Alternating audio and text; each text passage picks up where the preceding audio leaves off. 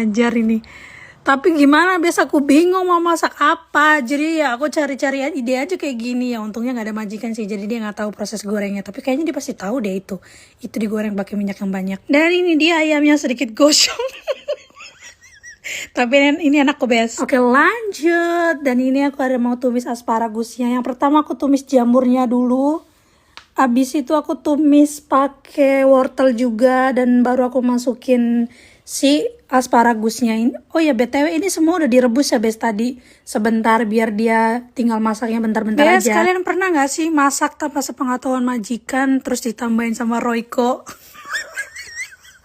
Sumpah aku pernah itu bes. Dan itu ketahuan sama majikan aku karena katanya rasanya beda. Ya sebenarnya dia tuh nggak masalah sih mau ditambahin, cuman kata dia tuh nggak usah, katanya nggak sehat kalau ditambahin penyedap-penyedap. Dan gitu. Di sini untuk cumi sama tahunya aku rebus dulu sebentar bes, biar dia ngilangin bau amisnya gitu.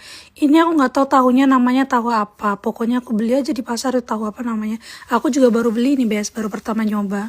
Jadi aku tuh pernah masak bes, aku tuh masak sup. Dan waktu itu kan aku tambahin sama Royco penyedap gitu. Karena menurutku rasanya hambar kalau cuma garam doang. Dan itu ketahuan majikan aku dong.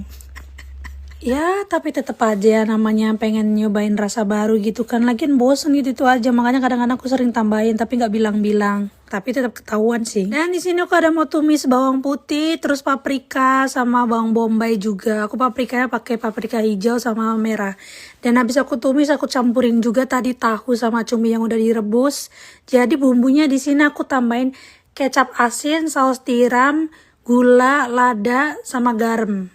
Aku masak sampai dia mateng gitu bes. Sebentar doang sih. Biasa ya bes ya, bumbunya simple-simple aja. Di terakhir aku juga ada masukin daun bawang gitu bes, biar tambah enak. Aku nggak tahu itu namanya apa. Pokoknya aku masak ya suka-suka aku aja lah bes.